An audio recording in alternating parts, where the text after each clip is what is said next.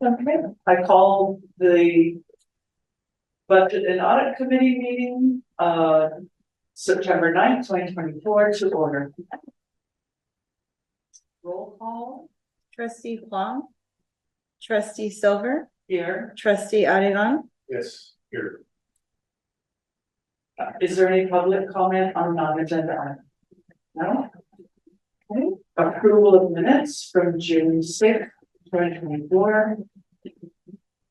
I will show the minutes, the Tuesdays, Yes, I will second it. All in favor?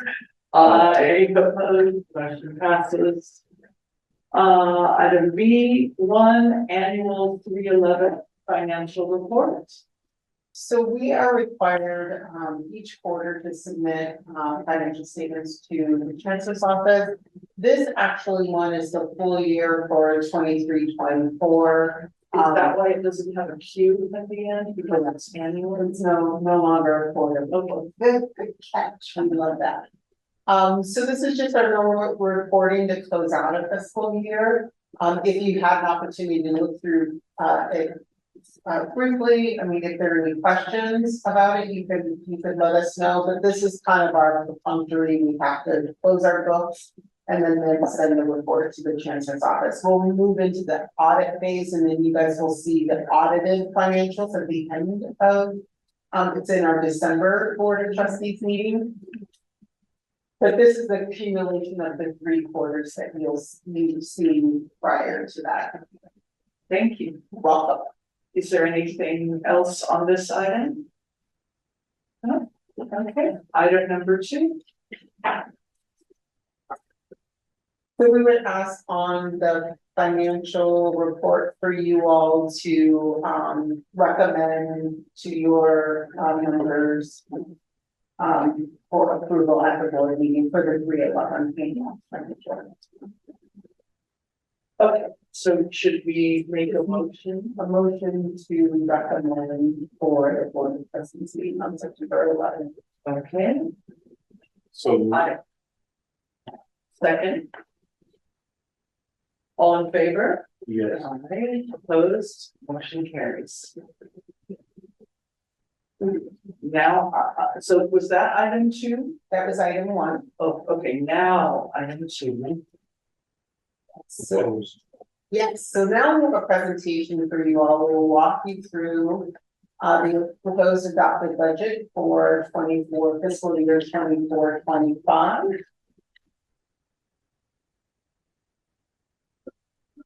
Thank you. So what we like to do is always give some context of what's going on at the state level so that you have some awareness of the conversations, and then we'll dial into a little bit more details and specificity around how we closed out the last fiscal year and then how we're proposing to begin the next fiscal year. And so this slide actually is at the Chancellor's office. They work really closely with our legislative advocates, the Department of Finance, to give some context to the system about the context for the budget in 24-25. And so, as you all are aware, the state is facing some deficits and a multi-year budget deficit, both in 24-25 and then 25 and 26. And so those are projections. The 45 billion for this fiscal year and an additional 30 billion in 25-26. Now that's statewide, that's not just the California community colleges. What I think is really, really great is that, again, the governor and the legislature have a goal to protect all of the California community colleges, really K-12 and K-14's core budget. And so we were really, really successful in not having any major core reductions to any of our programs and services. And so we're very thankful for that. They have some creative accounting maneuvers to make that happen, which draws on reserves to ensure this fiscal stability for the year that's coming up. Next slide. So this is just a look at this. So this is welcome week. So I know you guys. Wait, is this for the chancellor's office, is this, or is it our personal? This is our vote, this comes from the chancellor's office, but we always improve it. Oh, okay, okay. You're talking about that photo. Yes, I knew that, but I was wondering if this is a system-wide. Yeah, so this is also this is system-wide. So our students are gonna be seeing system-wide. No, I don't swap out this photo so that you could be very proud of our students and their welcome week base, and of course, Lancelot shows up. So this is how the adjustments were made in order to protect the core funding. So there's a withdrawal of 8.4 billion from the Prop 98 rainy day fund. But with goals to deposit back another 1.1 billion in after 24-25. So they're hoping to, like, while they're making some withdrawals, they do have plans to actually deposit back into the rainy day fund for future cushions. An increase in, so we saw that the state, the governor and legislature has worked on this 113.3 million in Prop 98 funds to support a 1.07 base adjustment for us for both the student-centered funding formula, as well as many of the categorical funds, not all of them, but we'll talk about which ones got the COLA or the base adjustment. And then there is some funding for ongoing to support 0.5% for enrollment growth. So those colleges that are growing, that they're actually intending to fund that FTES. So these are the programs that will receive the COLA. So the main for the college is the student-centered funding formula, which is on the bottom, but you'll notice adult ed, the mid-income cost of block grant, the EOPS, DSPS, apprenticeship, all receive the COLA. So these are the core ones. Well, the reason why I place this here is just so that there's awareness that not all of the categorical funds received the adjustment. Are these more programs preserved than in the past when you had tight budgetary times, or is this a typical constellation of programs? This is typical in the sense of, and it also kind of depends on what they had received in previous years, because they sort of look at any adjustments that have happened in previous years. Like some of the programs last fiscal year got like a 5% increase. So it just depends. I mean, they want to make sure and ensure all of the categorical funds are stable, and so they try to do that as best as they can. But they also don't have infinite resources, and so they're selective about where they do based on the revenue that's coming in. But these are the core ones that got funded this year. The biggest one being the student-centered funding. Next slide, please.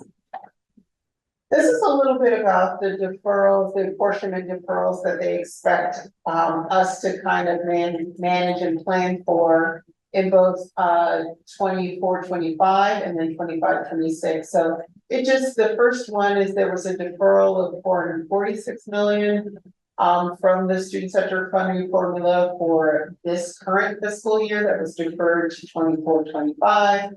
And then a deferral of apportionment for 24-25 that'll be deferred to 25-26. And what this means just for us is we will consistently evaluate, and the chancellor's office is doing a really good job to evaluate where and if there are any cash flow issues. We're settled on 23-24 because we have a plan for the initial deferral of the 446 million. But we're still sort of monitoring, as the chancellor's office is monitoring, what the cash flow projections are going to be for 25-26. Yes. Are we still in a position relative to other community colleges where we could calculate approximately 2% of the system-wide number, whatever it is, these hours?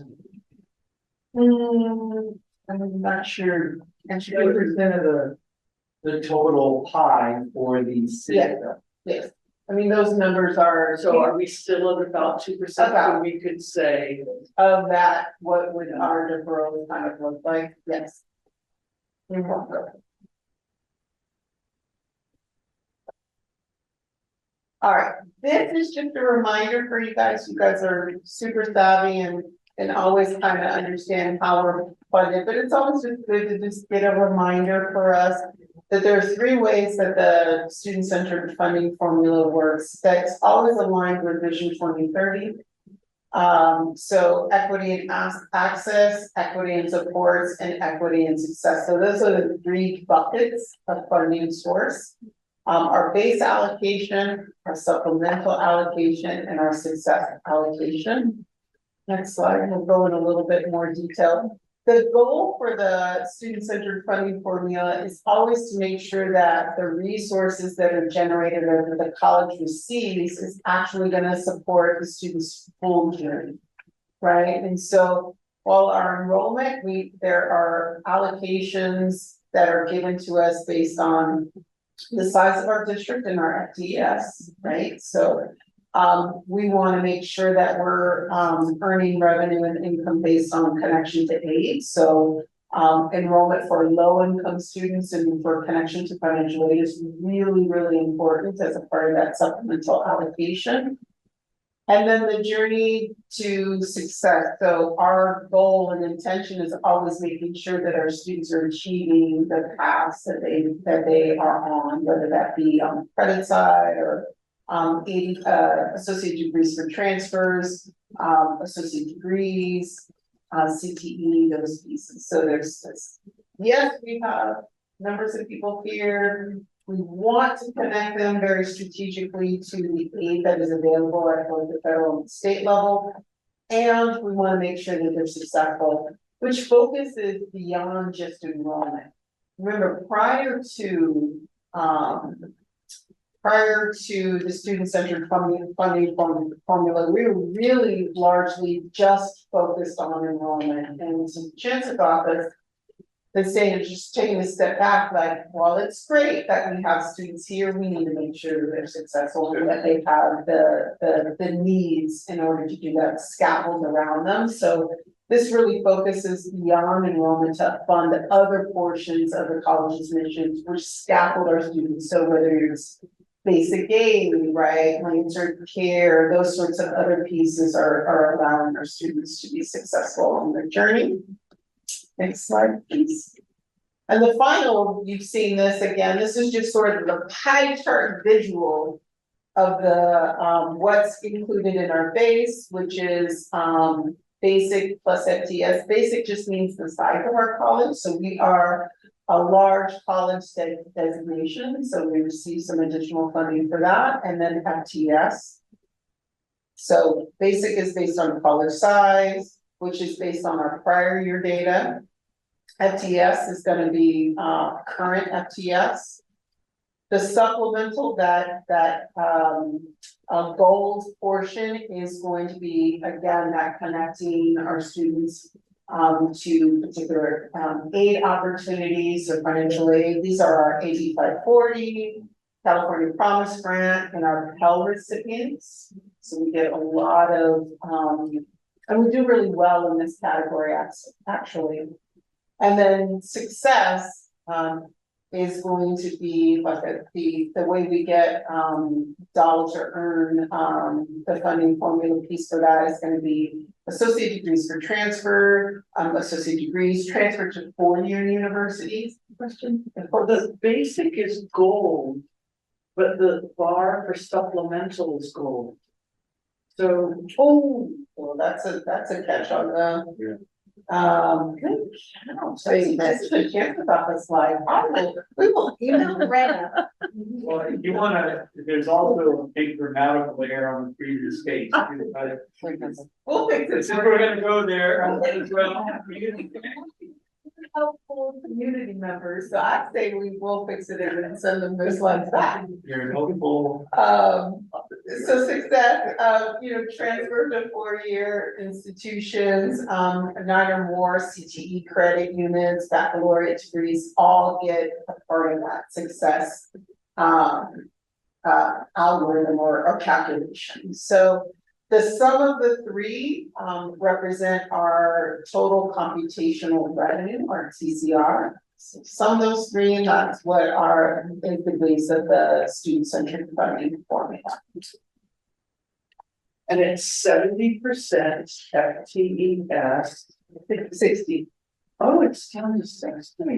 60 is base plus benefits. So the goal Is 20. Yeah, and it's in 20. Yeah. and the gray, No, not the gold, because gold is basic, so supplemental and success are both 20. 20, and then the sum of basic and FTS is 60. Okay. Oh, I like your pie, you're drawing on your pie. So often folks ask us, hey, Mr. Jesse, how did you end fiscal year 23-24? So this is just, I'm gonna get into some details, this is a quick summary. So the revenue that was projected, about $226 million in revenue, most of that being state apportionment, which is talked about, lottery, state entry claims, non-resident tuition, those pieces, that forms our revenue. And then our expenses, you know, so always like to point out that most of our expenses in the general unrestricted fund are based on salary and benefits. With some supplies, materials, operating expenses, capital outlay, and some other transfers. So let's talk a little bit more in detail about the transfers themselves and what those were. So the next slide. All right. I always like to point this out. Sometimes people say, oh my gosh, there's all of these lines and there's all of these numbers. Let's just kind of keep it simple. And so I kind of approach things like, what are the things that I notice, right? When I'm looking at something I want to notice. Well, I'm going to notice this transfer column. There were $24 million transferred for a variety of different activities. Two of which are really large ones that are board of trustees, and they're really good strategic vision and wisdom are investments. It is. I don't want you laughing for it. It's true. You all said, hey, district staff, let's really think through how we continue to invest in some of our liability pieces, right? And so the two largest are going to be us paying off our liabilities, those previous liabilities that we paid off. Which is at $3.6 million. And then remember that irrevocable trust pension paying off so that it was fully funded at $8 million. Oh, that is correct. So that is line 76 there, that $8.6 million. You all made those significant investments so that long term, those liabilities are reduced on the college, right? So those are key pieces that I think form sort of how we ended the last fiscal year. The other piece are sort of normal transfers that we make, which is to our Child Development Center Fund at $86 million. Oh, thank you. Yeah, $86 million would be a pretty, I mean, Brenda would be like, yes, 86,000, thank you. The $12 million that we transferred to capital outlay is really, really important because we are not only now in this fiscal year coming up, but also fiscal years anticipated in the future. We did not receive any deferred maintenance or scheduled maintenance funds from the states, nor do we expect to in the next coming years. So it's good. It's good that we're sort of proactively trying to really plan for not only our bond activities, right? All of that's going on, but those are things that are sort of go forward, but there's a lot of activity of stuff that needs to happen on this campus today that are not necessarily covered by bond funds that we have to actually proactively plan for. And so since we're not receiving any scheduled or deferred maintenance funds from the state, we are making the decision to contribute to capital outlay to kind of ease some of that. And then the only other large piece is we do some commission transfers For trusted agency, but those are, the three largest are gonna be capital outlay and then the two investments that our board of trustees authorized. All right, so I'm kind of like, when you get into that big budget document, I'm like, what's the differences? And this is just to try to give you some quick variance between budget and actuals for 23-24. So this is actually the first year. So for trustee Silver, like in previous years, we always have like income shifts, like where we thought we were gonna get funding, we didn't get any funding. This is actually the first year we didn't have any really significant shifts in our income, which is really great. Expenses, I think, what this story tells us, we are actually no longer really experiencing that COVID-19 loss. And so it has taken the college many years or a few years, right, since 2020 to actually get back to some of the operational levels that we had seen pre-pandemic that we're back at. And so was a net increase in academic salaries of almost $2 million. So we're not experiencing that COVID loss anymore. We've got growing enrollment increased by 20%, right? Dr. Ramirez always shares that information, Dr. Gomez shares that information out. So we're really sort of getting out of that COVID-19 pieces. We did see some expenses down related to classified positions, and so we're working on those. Some increases in supplies and materials we are seeing sort of shifts that we're going to need to like proactively be planning for 24-25. Nothing out of the norm, and $262,000 is not something that we can't manage.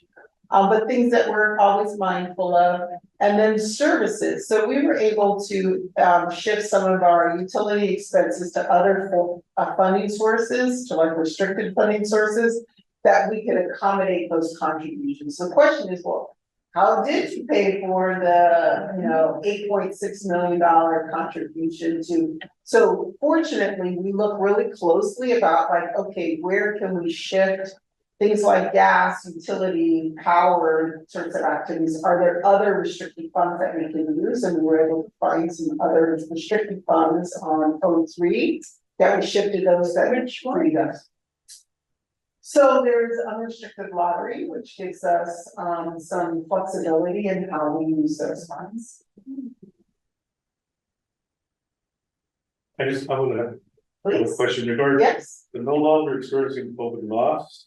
So what were some of those what was the main effect? So sure. So prior to like 2 years ago, remember we also had a large amount of COVID funding, and so we were able to shift. So that's another sort of restricted fund, not in the case of services, but we were able to offload a good amount of our salary information because we were increasing the amount of faculty that were in classes, right? So when we went into the pandemic and we were reducing class size, right? So classes used to be 30, they became 15. Well, then you need more faculty to teach those classes.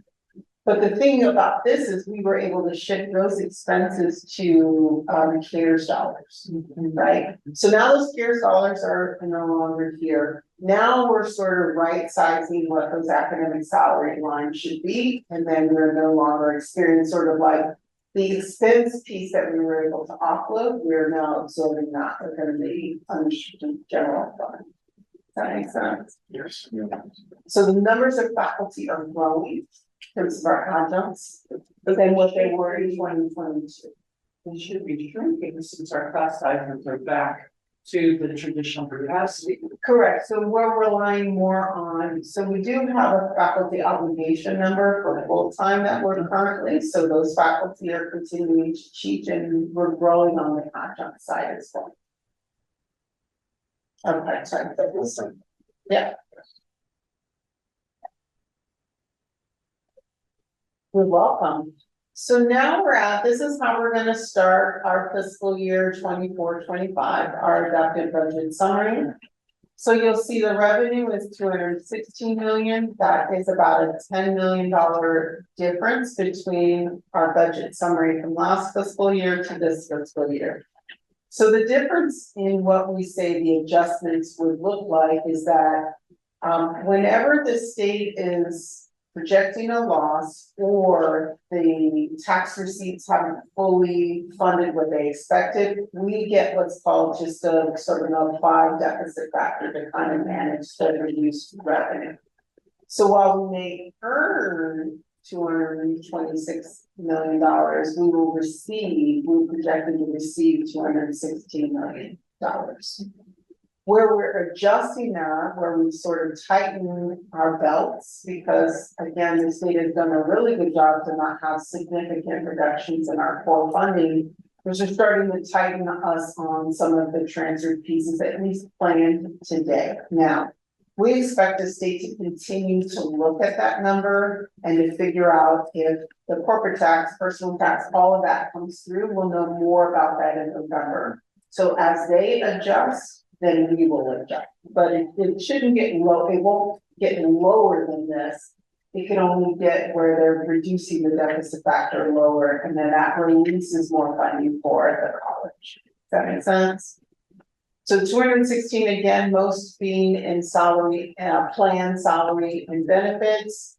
You'll see the supplies, materials, all of those are pretty planned out based on current contracts and things and obligations that the district already has. And then next slide. Now this is the details. So remember, we're needing to adjust. So we're not planning to make those additional contributions to other funding sources, right? We're not today. That doesn't mean it won't happen, but today as we open our budget, we're not going to be making a capital outlay contribution. We're not making a workers' comp or property and liability self-insurance or OPEB contributions. We have paused those so that as we get into the year and things adjust, we'll adjust. But for now, this is what the plan, this is what our planning process looks like. There is a small $600,000 contribution to capital outlay that helps to fund the technology refresh every year. So anytime there's equipment that gets replaced, or a third of our faculty and staff receive refreshed machines based on the refresh cycle. And so those funds go every year to information technology services to make sure that folks are working on the latest equipment as their equipment comes out of its life cycle. Always an ongoing contribution to the Child Development Center Fund, which pays for basically their property taxes, or their rent, sort of that piece at $36,000. And then the largest transfer that we're making proactively to the restricted general fund is going to help support our parking enforcement revenue generating fund. Trusted agency fund? No, our restricted general fund, sorry, the 03. So there's 01, which is general fund. Thank you. I can put pointing. And then there's that. So we are making a $2 million transfer from the unrestricted general fund to this 03 restricted general fund. And that is specifically to support parking, our police and campus safety department. Like for their salaries? No, not their salaries, but it'll help like sort of the upkeep of the cadets, not the officers themselves, but like the cadets. All of the parking monitoring pieces helps to support, and a lot of times we receive revenue from your parking passes. But we may want to relook at that in future years just to make sure that it's a zeroed out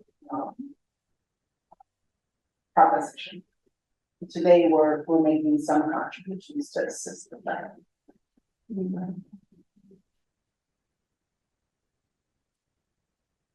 This is good news. This is a good news slide. Good news slide. We always end on a good news slide. Yeah. So we are required by law to make sure that 50% of our expenses are on the instructional side of the house, and so. Our percent of current expense for education is 52.78. We are required to have 50%. We are at 52.76%. Last year, we were at exactly like 50.0. So like we split in by the seat of our pants. And so we made some adjustments. Largely, there was some additional academic or faculty obligation number certainly helps to contribute to that.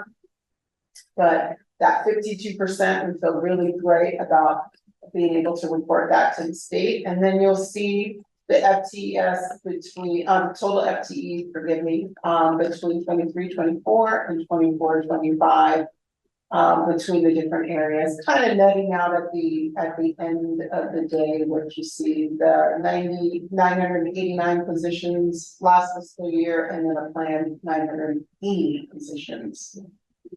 In 24-25.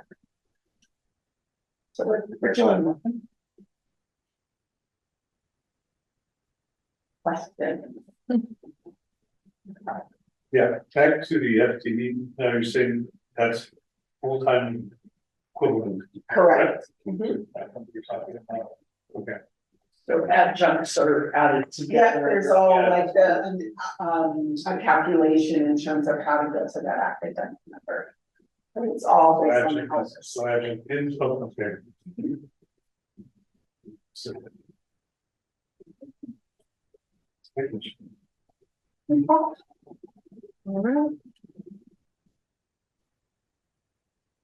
So, and similarly, we would ask for you. Okay, so the 52% is the academic figures and the like 48 is classified, is that? So don't think about it in positions, think about just straight expense. So 50% of that $226 million went to an instructional purpose.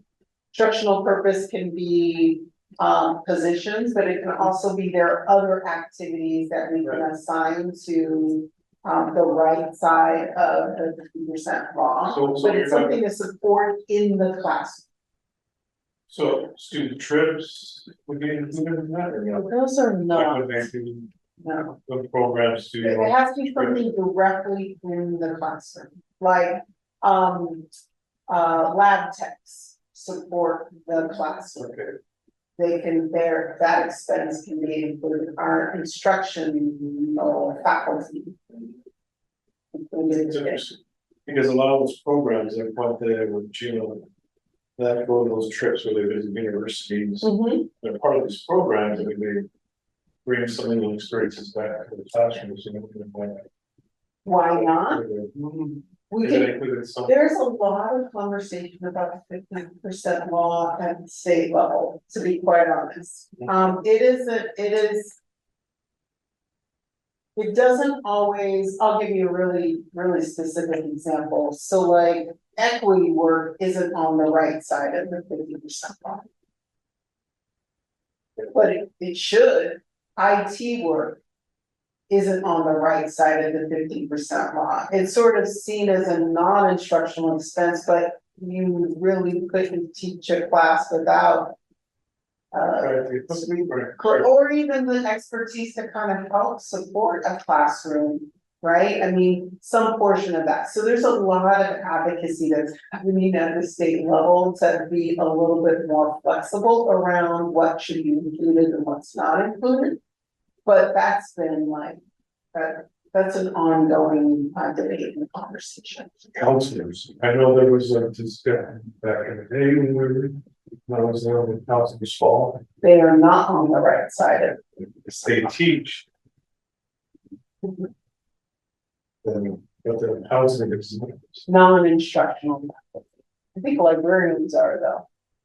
Librarians are. I mean, there's a portion of like the way it's calculated that doesn't always get us where we want. James, I have a really nice one pager and you know, to know. Yeah, thank you. No, I just remember that. That being a discussion and you should. You want it? Email Email it, I'll email it. Yeah, No, I was just gonna say, I mean, it's mostly classroom. Right, it's kind of, although. You know, there are some associated sort of. Funding, but it's mostly what's In the classroom. Happening. in- instructions. But some of the supplemental category funding, that's sort of the way to get around it. Mhm. So then they give you these allocations that go into some of the areas where Mhm. you can't do it with the, the normal budget. The concept of the teachings in class. Yes. That's the. Okay. Next week. Well, Okay, So then similar to the 311 annual, if there's just a motion to recommend the proposed 24-25 budget and fund allocations to your colleagues. okay, would you like to make the motion? so move. I second it. All in favor? I Opposed? Motion carries.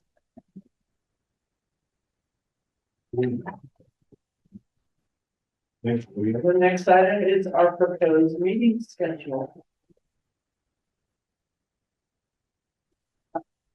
Some doubts and. Yeah, we can. I get to know the doodle poll first. Do we know what The month next or time we time? meet them would be.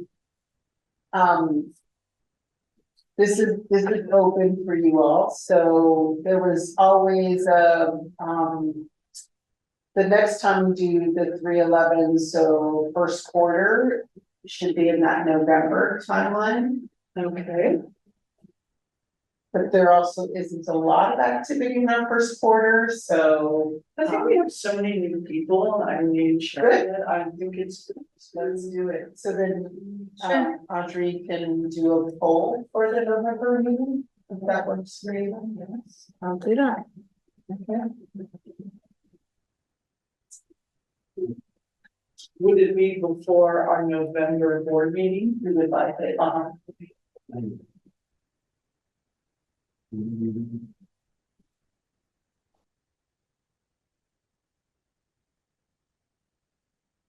That's not.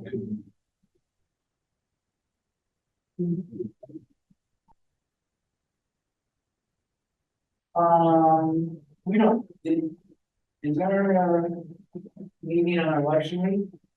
I thought. no, I think it's after the 13th. 14. Oh. Is our it the board 13th? meeting? I thought It's the on 13th. Wednesday, It is? the 13th. Yeah. Yeah, that's what I mean, can James and I pick a date now? Or- Sure, you can propose some dates, sure. Okay.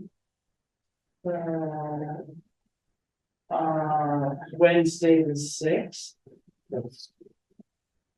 So all three would agree on Thursday the 7th. I would, again, I teach on Wednesday pretty much. Okay, so not On the 7th would be. Thursday the 7th. Okay. I don't think we like Fridays. Not Friday. Monday the 11th. That's Veterans Day, Monday. Oh, Veterans Day, okay. Friday the 8th honestly is okay with me, so Thursday the 7th or Friday the 8th. So Veterans Day, school's closed, I cannot on the 12th. So it's, I guess, Thursday or Friday the 7th or 8th. Yeah. I mean, we could do Monday the 4th, but I just feel that the day before election day, I'd rather. Yeah, it would be. Well, perhaps we'll shoot for that Thursday, the The 7th, Uh, and but alternatively Friday. Yeah. And I'll reach out to trustee Paul. and see if she's-